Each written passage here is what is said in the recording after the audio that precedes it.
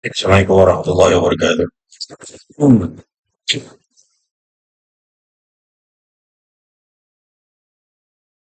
Saja dia nak tunjuk yang semalam je kan. Ini basic lah, yang basic iaitu kita kena kenal pasti di mana SNR, iaitu di mana resistor dan juga di mana support. Resistor tu ke atas, support tu kat bawah, support tu lantai, resistor tu ceiling. Nak cari sel mesti berdekatan dengan ceiling. Nak cari Y mesti berdekatan dengan lantai. Kalau jauh sikit, ni kira jauh sikit lah. Jauh sikit, potensinya apa? Potensinya jika harga bergerak tak berjaya melintasi ceiling, harga tak boleh pecah atau tepus ke atas, profit pendek. Profit pendek. Ya, profit pendek dan risiko floating. Risiko floating pun ada lah. Ha. Dan kalau kita masuk sel dekat dengan resisten, satunya risikonya rendah. Even kalau tak jadi pun setup tu dan kemampuan untuk boleh bertahan tu tinggi. Iaitu sebab tu kita kena kenal pasti di mana SNR. Sebagaimana yang kita contohnya kalau saya duk perasan lah, FCPO ni dia punya movement dia structure lah time frame 15 minit. Jadi kena buka time frame 15 minit, kena tengok mana high low yang terdekat pada waktu itu. Pada waktu itu mana high low. Bila dah kenal pasti high low, buatlah zone macam ni. Dan kita tambah ada special, bukan special apa, kita ada blok harga kan. Kita ada blok harga, kita ada blok harga lah. Sebab kita nak kenal pasti kat mana zone-zone dan sebagainya kan. Ni rasa ni dia tunggu sampai bawah ni. Oh, tak sampai bawah. Oh, sampai bawah yang ini saja. Ni yang sesi malam tadi. Kamis malam. Kamis malam dia dibuka jauh daripada support. Jauh daripada support ni antara dua lah. Satu dia nak pergi ke support, satu dia nak pergi ke resisten. Dia nak mengetes dulu sebab semalam dia ada bias bullish dia ada bias bullish lagi semalam. Kita punya white core menunjukkan dia masih bullish malam tadi. Jadi sebab tu dia buat mungkinkah kenaikan takhir. Mungkinkah kenaikan takhir. Dia buat structure bullish yang malam tadi lah. Jadi yang basic je inilah susah-susah je. Cuma kita lah bila dah lama kita tengok chart ni, kadang-kadang kita memang tahu ni basic lah. Buy on support, sell on resistance, yang tu basic cuma kita ni dalam proses kita nak upgrade lah. Sebab apa tau? Sebab kita ni contoh kita ni ada satu yang kita panggil hormon lah. Hormon. Hormon yang mungkin menyebabkan kita punya tindakan kita ni, kita tahu support kat bawah, aku patut buy kat support, stand kat resistance.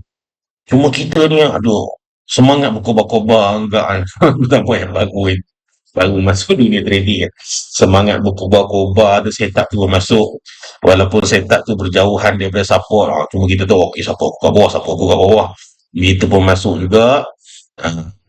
Betul lah tu. Betul lah tu sebab kita based on support kat bawah. Cuma kalau kita based on resistance kat atas, kita masuk sell dalam sini. Tak tahu. Haru sikit lah cuma kita ni sekarang ni dalam proses nak mengautomate kan. Mengautomate kan maksud dia kita nak mencari jalan untuk kita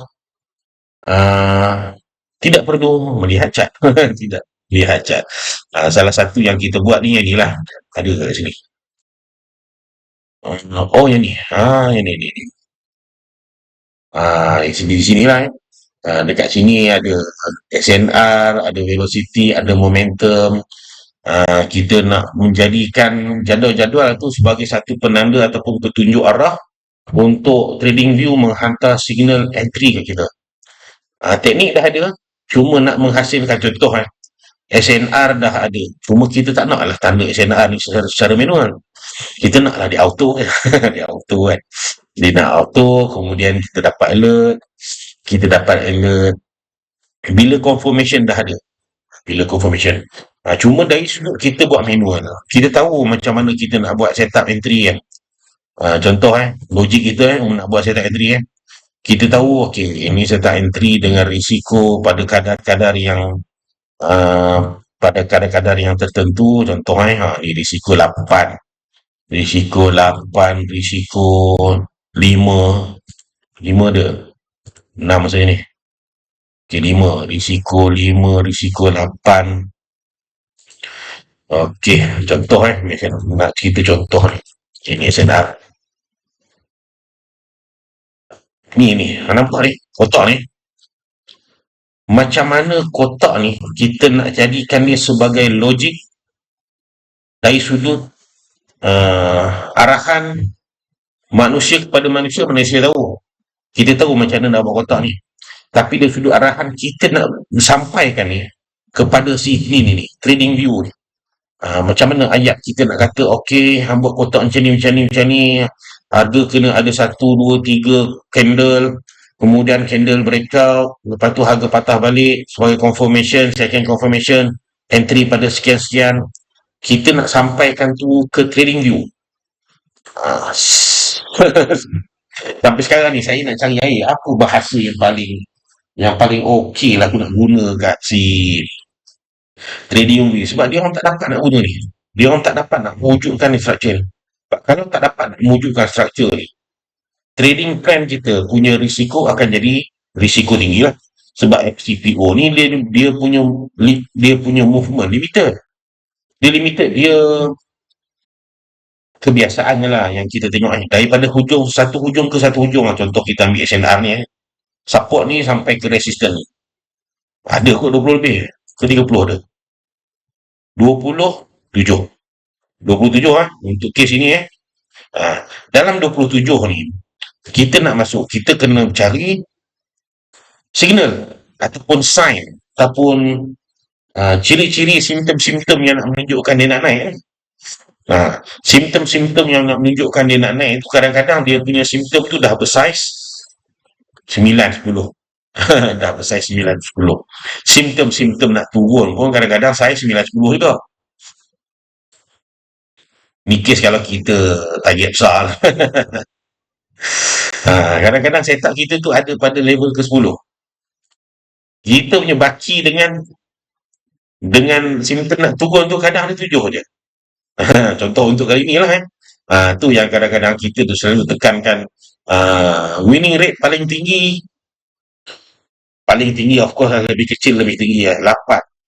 Tapi 8 ni kalau kita perhati aku punya setup entry pun 8 betul lah tu yang kita kata 8, 10, 12 kita buat satu penetapan yang khusus lah 8, 10, 12 jadi cerita dia yang saya nak cerita dekat video kali ni sebab kita ni dalam proses masih dalam proses setup semua dah tahu dah cuma nak menukarkan bahasa otak kita ni diri orang yang bercakap dengan diri orang yang mendengar ni. Kita nak hantar skrip kepada si ni datang ni kepada datang apa ni datang indikator ke ataupun kita nak buat strategi ke untuk dia memberi signal buy dan sell. Skrip ni bila dia jadi macam ni contoh dia pada waktu sekian-sekian pada waktu sekian-sekian contoh pada waktu ni lah pada waktu minit yang ke berapa ni 9.34 dia memberi signal alert tapi dia tak beri signal alert pada waktu ni dia bagi signal alert pada waktu ni 9.24 kemudian second confirmation dia bagi signal untuk kita punya entry pada sekian-sekian price sebab apa perlu sekian price sebab kita perlu exact ataupun actual risiko sebab kita yang boleh kita jaga dalam trading ni khusus SPO bukan khusus SPO je semua trading lah adalah risiko lah itu kita yang kita tahu yang kita panggil sebagai pengurusan risiko dalam bahasa Melayu pun risiko juga lah keboleh mampuan menahan disaster kita nak itu ni kita dalam proses inilah dia bagi alert di sini first alert second alert kita entry pada tempat yang dimaklumkan pada tempat yang dimaklum maksudnya sempatlah kita queue Dan selepas kita entry, kita tahu kat mana SL. Nah, kita nak buat yang tu lah. Sebab kita memang boleh duduk melengung depan cat. Tapi itulah kehidupan hang ni depan cat je lah kan. Macam contoh yang saya buat sekarang ni lah. Saya duduk tanda marking. Saya marking, saya tak ni. Marking manual lah. Marking manual lah. Sebab si robot tak boleh nak buat robot lagi. Tak boleh nak bagi robot lagi. Melainkan memang ada robot yang macam individu yang duduk depan komputer yang dia faham arahan kita. Okey, hang tunggu setup ini jadi macam ni, setup ini jadi macam ni, berdekatan dengan SNR, bagi signal sel. Tapi kalau SNR bocor, akan ada dua setup jadi ni. Macam itulah. Kita just tunggu alert trading view, kita setting hantar ke Telegram. Macam tu. Sebelum ni pernah buat. Kita pakai EMA. EMA ni nak good lah EMA. FCPO ni dia punya movement limited. Jadi pakai EMA.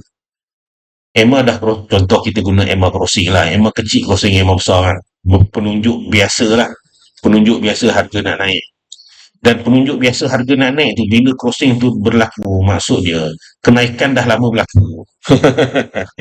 Contoh ni kenaikan. Kenaikan tu dah lama berlaku, silat-silat kita dapat signal alert ni. Tu dia tengah turun ni. Maksud dia EMA kecil akan turun, waktu dia naik ni, EMA kecil akan crossing balik kan. Kita silat-silat akan dapat signal ni tang sini. 4676. 4676 sampai ke atas 4686 boleh gagah lagi lah 10 ni. Ini kalau kita cuma kita tahulah dia dah jalan lama. Bila dah jalan lama, kita marah, ui cantik ni cantik kan. Turun. Daripada berprofit over 10, zat. Turun. Sebab tu kita dah off dah penggunaan CMA dan alert pun kita buat alert buat alert yang kita trigger hantar ke kita punya Telegram. Itu sistem tu kita langgan lah. Cuma sekarang ni dalam proses lagi lah, dalam proses lagi. Cuma dari sudut setup, yang ni memang boleh belajar lah. Memang kita ajar dalam modul kita ni. Dalam modul kita ajar waktu sesi live pun kita praktis benda yang sama lah. Benda yang sama, cuma sesi live ni. Kadang-kadang kita tahu, sesi live, kita nak bagi orang pengalaman. Macam mana harga waktu duduk kat tengah-tengah ni. Anak buat setup apa? Setup apa yang jadi? Setup untuk entry lah, setup apa yang jadi? Risiko ada. Kalau nak cuba, boleh cuba. Cuma kita tahu paling afdal, of course lah, setup yang berhampiran dengan SNR. Dia cerita dia ni yang tu lah. Nak cerita dia basic dia tu. Hang tak tahu apa-apa benda sekalipun. Hang tahu SNR, hang belajar macam mana nak buat setup entry, boleh entry. Boleh entry. Cuma maklum satu benda, FCPO limited move. Bila dia limited move, yang macam kita tarik ni lah. Ni ada 27. Jarang sekali lah 87. Jarang sekali 87. Cuma ada, cuma dia tak adalah berlaku sehari 2 kali 87 naik sahaja. Cuma yang paling kerap yang kita nampak, setakat kita nak target 8, 10, 12, yang tu keboleh capaian dia lebih tinggi lah daripada hang target 20. Boleh kita target 20. Ada simptom-simptom tertentu lah. Contohnya, hang entry di dalam zone. Contoh entry sell dalam zone. Ataupun entry buy dalam zone buy lah. Kemudian harga dah sampai zone sell, harga dah sampai resistant, breakout resistant. Itu adalah chance untuk dapat lebih. Sebab dia breakout. Bila harga breakout boleh jadi dia akan burst lah. Dia akan burst. Breakout resistant burst ke atas, breakout support terjun ke bawah. Tapi FCPO selalu kan breakout dia pergi patah balik. Yang kita panggil sebagai false breakout. Jadi kalau pun resistant breakout, harga berpatah balik, masih ada begitu pun.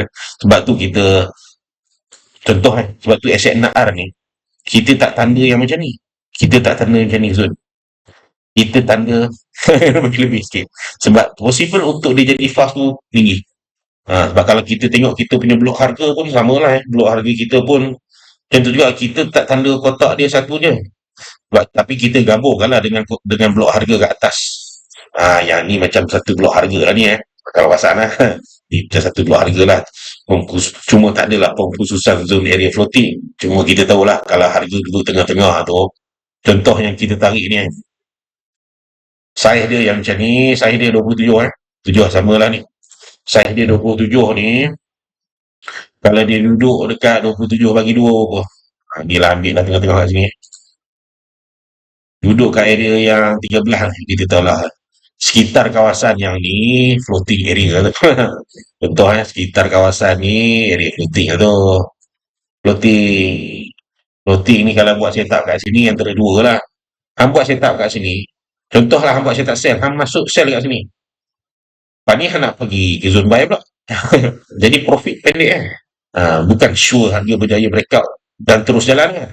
Dan bukan sure juga harga breakout tak terus jalan, dia patah balik. Profit yang susah nak bertahan sikit. Alright, setakat ni dulu. Kita nak cerita tu lah. Kita masih dalam proses nak mengautomate kan. Setup, setting semua dah ada. Kalau kita manual cuma tenaga kerja. Tak nak lah saya dah berapa tahun dah saya duduk duduk marking setup, duduk tengok setup. Okey. Siapa yang dapat akses saya punya mapping tu dia orang akan nampak lah secara real time setup kat mana. Jadi kalau dia orang nak follow dia orang boleh view tu. Ah, dia dapat akses mapping. Cuma lama-lama sangat tak ada evolusi kita pun rimas lah buat benda sama kan. Kita rimas buat benda sama. Alright. Sekian dulu.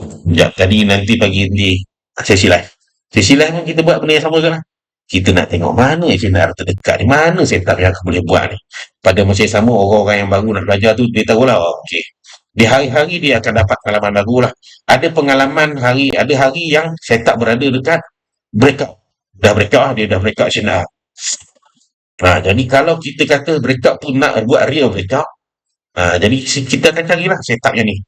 Secara real time kita akan tanda, kita akan kata okey dia baru first confirmation dengan risiko tertentu tempat SL dekat mana, kemudian bila dia dah bergerak, ada tak setup yang nak menyokong pergerakannya ke atas tu, contoh kalau break resistance lah, kemudian dia lah bergerak lagi, ada tak setup yang menyokong, ada tak kontra setup. Jadi dalam sesi lah kita akan melihat pengalaman itu. Macam tu jugalah kalau harga dekat dengan support. Aku nak buat setup buy ni. Apa yang kena tunggu lah. Apa yang kena tunggu, setup apa yang nak kena tunggu. Boleh tak masuk terus? Boleh tak masuk terus. Dengan mengambil kira SNR sebagai tempat SL. Jadi kita kira lah risikonya berapa masuk terus tanpa setup. Risiko.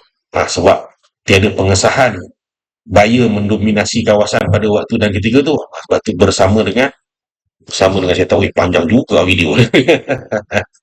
Jadi cerita dia itulah kita dalam proses nak mengautomate kan supaya kita berevolusi lah sebab leceh lah CFC bukanlah leceh CFCPO orang lain CMT4 lah MT4 ni dia dah ada AI kita tak ada lagi ni yang ni pun saya duk kolaborasi dengan AI nak bagi dia terjemahkan dalam bentuk skrip dia orang pun pelik bila kita buat tanda macam ni tanda ni dia berlapis-lapis.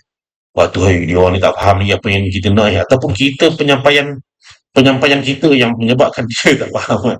Ataupun dia faham cuma dia nak terjemahkan dalam skrip untuk si trading view faham itu persoalan yang lain lah. Beres. Baik.